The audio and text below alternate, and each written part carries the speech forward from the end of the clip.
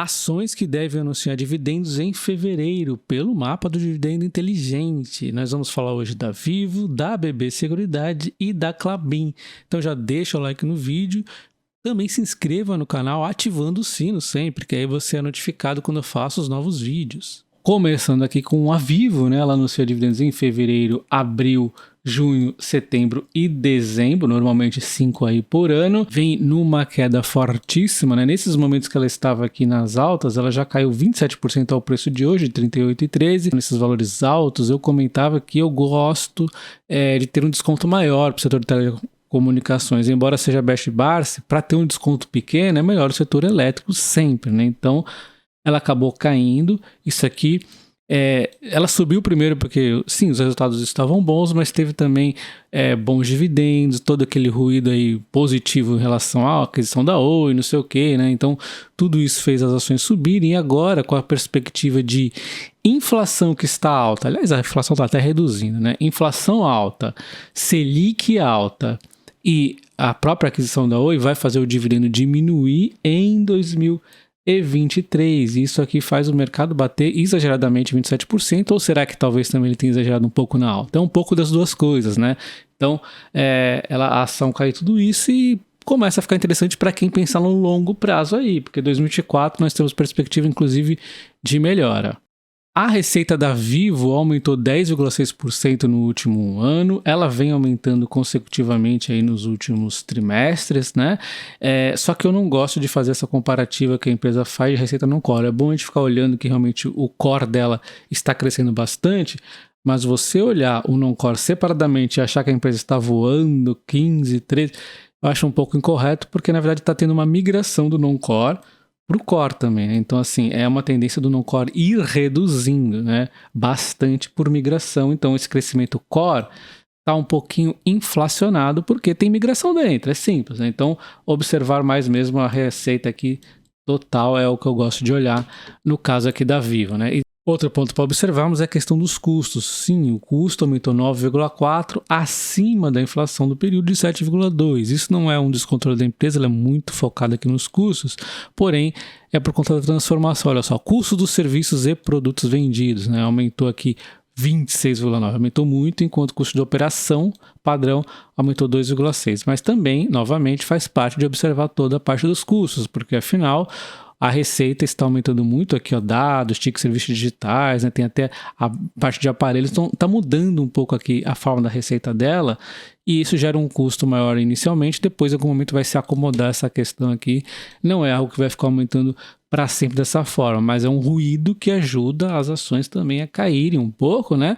Além, como eu já falei, da inflação, da Selic impactando aqui os custos da empresa e a própria questão da Oi que também dá uma pressionadinha nos dividendos. Para quem gosta só de dividendos, pode ter uma quedinha nesse momento. Um ponto que eu gosto muito de ver na Vivo é a questão do market share do pós-pago, porque eu trabalhei 3 anos lá e percebi que eles dão muita atenção a isso, é uma linha muito lucrativa aí da Vivo, tá? A gente vê o market share ao longo dos anos vinha perdendo espaço a telefônica, mas ela deu aqui, obviamente com a Oi também ajudando, mas ela deu uma recuperada aqui, ó. A gente pode ver que até mesmo antes da aquisição da Oi, estava tentando se estabilizar um pouco mais. A queda foi desacelerada, vamos assim dizer, mas não dá para negar que a Claro vinha ganhando espaço aqui no pós-pago da Vivo. Isso é ruim, porque a Vivo sempre é vista como uma empresa que premium em termos de telefonia, e essa visão aqui foi meio que nivelando todas as operadoras e ela foi perdendo um pouquinho de espaço. Briga de preço faz uma pressão muito grande, então o pós-pago é uma linha muito importante. No caso aqui da fixa, eu acho que realmente a Vivo é muito boa, ela tem a tecnologia Fiber to the Home, ela leva, a maioria da que ela leva aqui é Fiber to the Home, ela leva fibra até a casa, né? Então isso aqui é um produto diferencial da empresa, ela atende aí muito bem. Não gosto de ver o market share no caso da fixa, porque não é que ela esteja perdendo o market share, é que outras pequenininhas estão ganhando em regiões mais ruins, aí, vamos assim dizer. As margens operacional e líquida da empresa vêm reduzindo ao longo dos anos, porém, como a receita vem crescendo muito, ainda assim, com margens menores, ainda assim consegue aumentar o seu lucro. Então, assim, é um setor desafiador, mas a empresa vem conseguindo performar bem. Falando dos dividendos da Vivo para 2023, eu vou utilizar os números da BTG, que foi os que mais se aproximou aqui com o discurso que eu entendo aqui para a Vivo, tá? Mas os números são da BTG, 2,09 de dividendo para 2023, dando 5,50 de yield. O preço teto de 34,80, dando então uma quedinha, está um pouco acima, segundo o preço teto, mas o dividendo para 2024 tende a recuperar-se, indo para 8%. O mapa do dividendo inteligente fala que ela deve anunciar em fevereiro próximo o dividendo, e o consenso diz que o preço justo da empresa é de R$ 48,20, dando uma margem de 26,4%. BB Seguridade, ela costuma anunciar dividendos em fevereiro e em agosto. Agora em fevereiro ela encerra o ano exercício, a gente vai ver o quanto faltaria ela pagar de dividendos, tá? Bom, o lucro contra a cotação explica por que as cotações vêm subindo tanto, porque o verdinho de lucro vem subindo ao longo dos anos. E olha só, quando o lucro ameaçou a cair, a cotação já fez uma antecipação, jogou a cotação para o... Quando observamos a cotação de marrom e o lucro de verde, nos explica por que as ações vêm subindo tanto. O lucro foi subindo ao longo do tempo, a cotação foi acompanhando.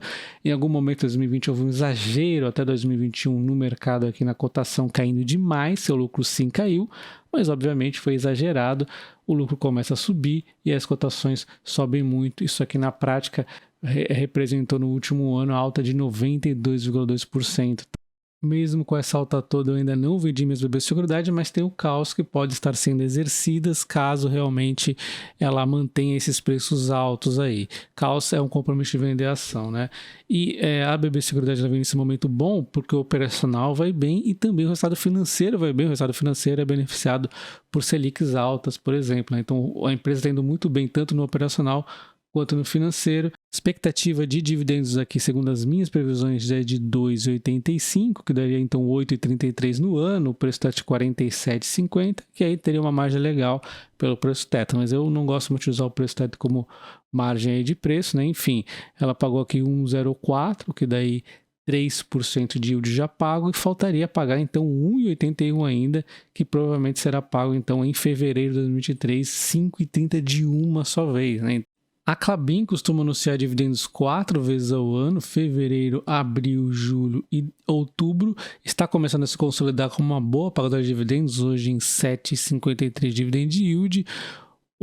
A receita dela vem crescendo ao longo dos anos, mas deu uma forte turbinada nesse momento. O lucro, embora esteja oscilando em alguns momentos, vem crescendo também.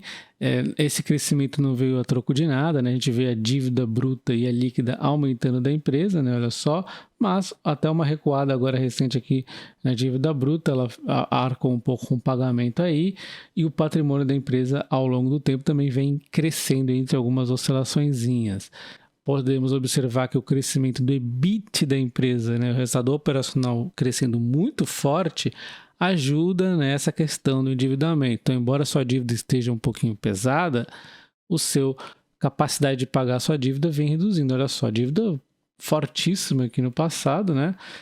Dívida aqui por EBITDA em dólar de 3,64, né? E aí foi reduzindo.